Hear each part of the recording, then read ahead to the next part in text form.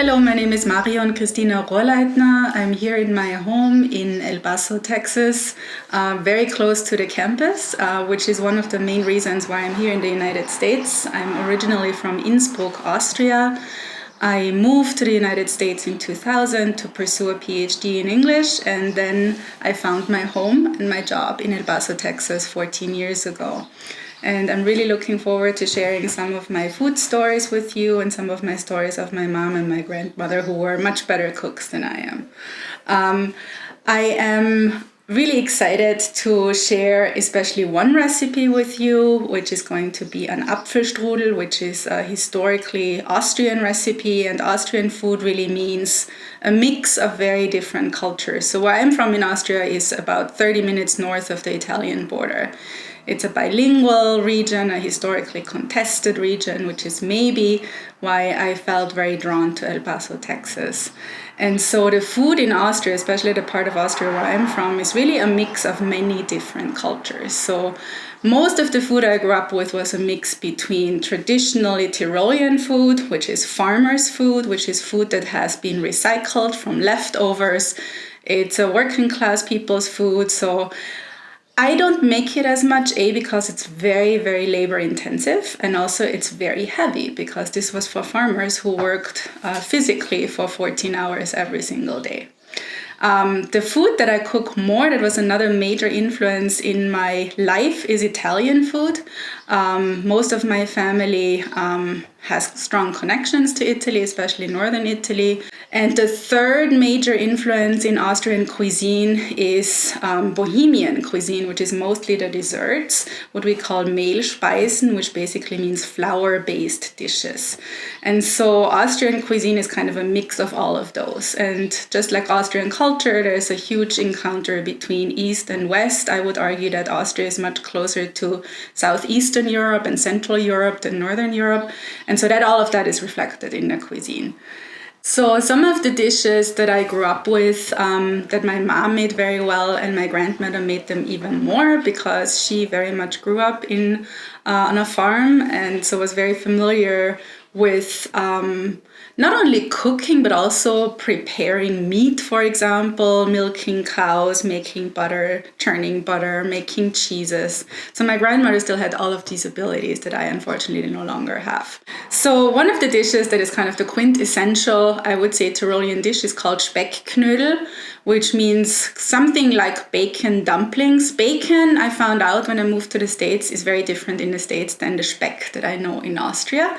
It is more of not so much a cured meat, but more a dried ham. So it's closer to prosciutto than to the kind of bacon you usually get in grocery stores here in the United States.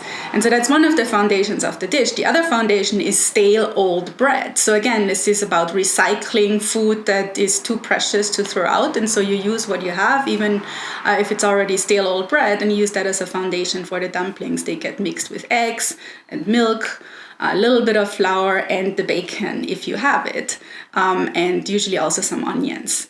And so then you boil them in salted water, and you serve them either with salad as a main course, or you serve them in a soup. And if it's a broth that is made with beef, then that's usually what you would get on Sundays, because beef is very difficult to access for the farmers. So I mentioned my grandmother a couple of times. Her name is Antonia.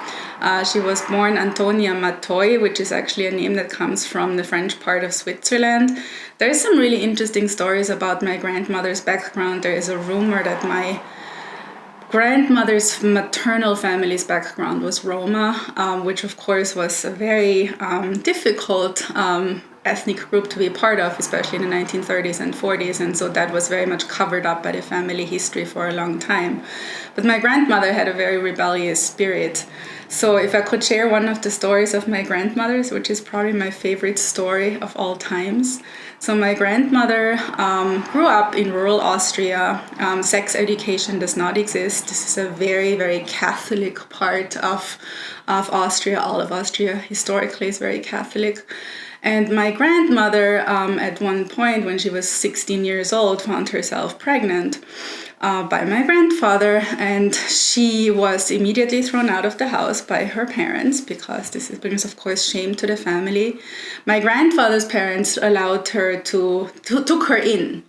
But what they said, you can't live in our house and you need to live in a mountain hut right by the forest, sort of remote from the village, because we can't have you close. And so my grandmother at 16 years old, highly pregnant, was trying to make do in this small mountain hut. And my grandfather visited her every weekend, brought her food, took care of her.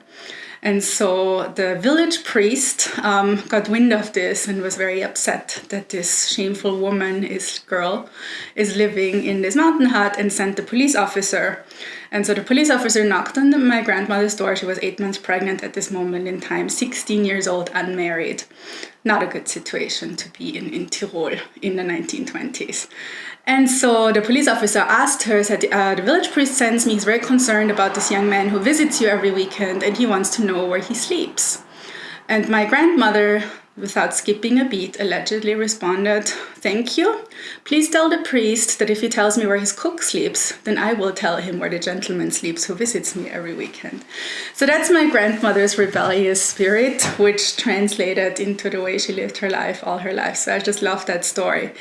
And of course, what she was able to cook in this mountain hut when she was so remote from everything always depended on what my grandfather brought her. So all her life, she was really, I think, an artist with making do with what she had. And so she shaped and changed recipes throughout her life based on what was available and what she could get.